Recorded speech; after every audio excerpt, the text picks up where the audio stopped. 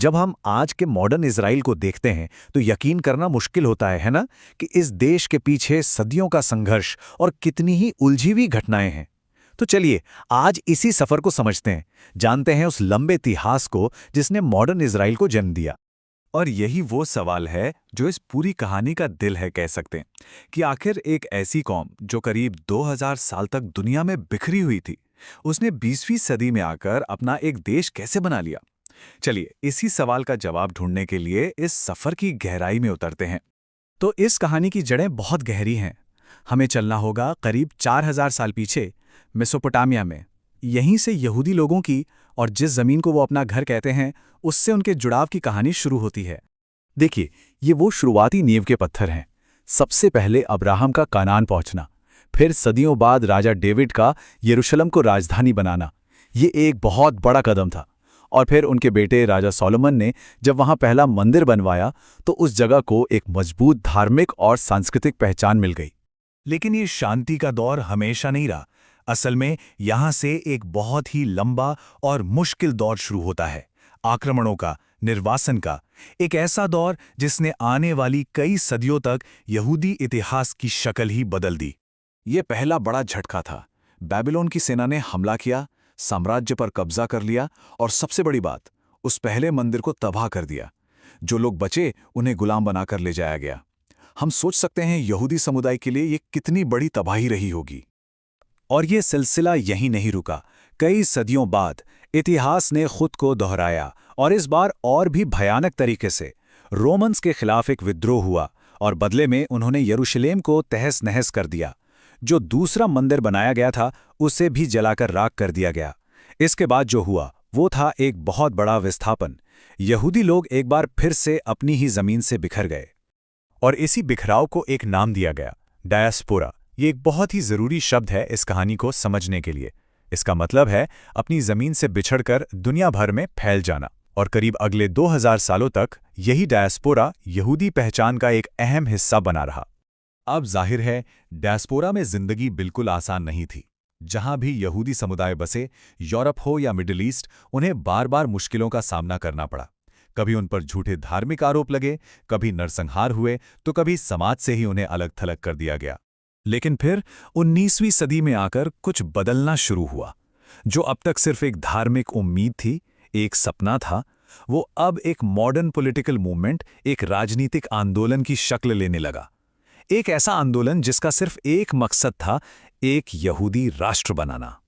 और इस बदलाव के पीछे एक बड़ी वजह थी बढ़ती नफरत, जिसके लिए एक नया शब्द सामने आया, एंटी सेमिटिज्म। मतलब यहूदियों से नफरत या उनके साथ भेदभाव। 19वीं सदी में ये पूरे यूरोप में बहुत बढ़ गया था। और सच कहें तो इसी माहौल ने उस राजनीतिक आंदोलन की आग में घी का काम किया। और इस आग को आवाज देने वाले शख्स थे थियोडोर हर्जल। इन्हें ही मॉडर्न पॉलिटिकल ज़ायोनिज़्म का फादर माना जाता है। उन्होंने किताब लिखी द जूइश स्टेट, और उसके जरिए दुनिया भर के यहूदियों को एक मैसेज दिया कि अब अपना देश बनाने का वक्त आ गया है। इसी राजनीतिक आंदोलन को नाम मिला ज़ायोनिज़्म, और इसका लक्ष्य बिल्कुल साफ था, यहूदियों के लिए उनकी पुरानी ऐतिहासिक जमीन पर एक ऐसा देश बनाना जो सुरक्षित हो, जहां वो आज़ादी से रह सकें। तो अब ये सपना सिर्फ सपना नहीं रहा, इस पर काम शुरू हो गया। पहला कदम था 1897 की ज़ायनिस्ट कांग्रेस, जिसने इस पूरे मूवमेंट को एक शक्ल दी। फिर लोग वाकई में फिलिस्तीन लौटना शुरू हो गए। इन लहरों को अलिया कहा गया। और फिर आया एक बड़ा मोड़, पहले विश्व युद्ध के दौरान ब्रिटेन की बाल्फोर घोषणा, जिसने इस आइडिया को एक तरह की इंटरनेशनल लेजिटिमेसी दे दी। लेकिन कहानी में एक और बहुत ही भयानक और दुखद मोड़ आना भी बाकी था, दूसरा विश्व युद्ध। इस घटना ने एक ऐसी अर्जेंसी, एक ऐसी जरूरत पैदा कर दी जिसे पूरी दुनिया नजरअंदाज नहीं कर सकती थी। 60 लाख। होलोकॉस्ट के दौरान इतने यहूदी मर्दों, औरतों और बच्चों को मौत के घाट उतार दिया गया। ये सिर्फ एक नंबर नहीं है, ये उस वहशत की कहानी है। इस नरसंहार ने सब कुछ बदल दिया। अब एक अलग देश सिर्फ एक राजनीतिक सपना नहीं था, ये जिंदा रहने की जरूरत बन गया था। पूरी दुनिया को और खुद यहूदी लोगों को ये एहसास हो गया कि उन्हें एक ऐसी पनाहगाह चाहिए जहां वो दोबारा कभी इस तरह के जुल्म का शिकार ना हो। और यहीं से कहानी अपने आखिरी सबसे निर्णायक मोड़ पर पहुंचती है। वो दौर जब युद्ध की तबाही के बाद एक नए देश के जन्म की उथल-पुथल शुरू हुई। देखिए, दूसरे विश्व युद्ध के बाद ब्रिटेन की हालत खस्ता थी। वो अब फिलिस्तीन का मसला और नहीं संभाल सकते थे, तो उन्होंने ये फिलिस्तीन प्रॉब्लम उठाकर नए नवेले बने यूनाइटेड नेशंस यानी संयुक्त राष्ट्र को सौंप दी। अब फैसला यूएन को करना था। तो यूएन ने एक प्लान पेश किया। इसे पार्टीशन प्लान कहते हैं। आइडिया था कि जमीन को 2 हिस्सों में बांट दिया जाए। करीब 43% हिस्सा एक अरब देश के लिए और 56% एक यहूदी देश के लिए।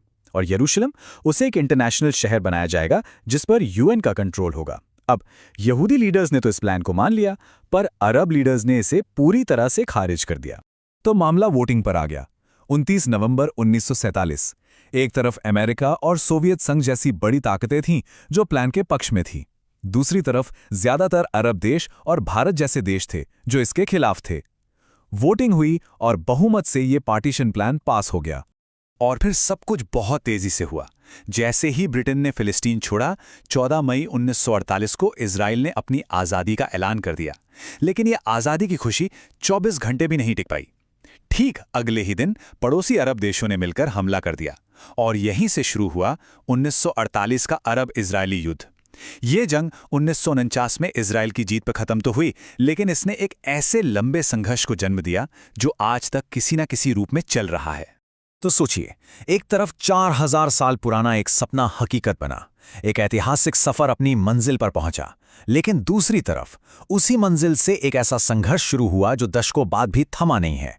और ये हमें एक बहुत ही गहरे सवाल पर लाकर छोड़ देता है कि आखिर एक मातृभूमि को पाने की, उसे बनाए रखने की असली कीमत क्या होती है।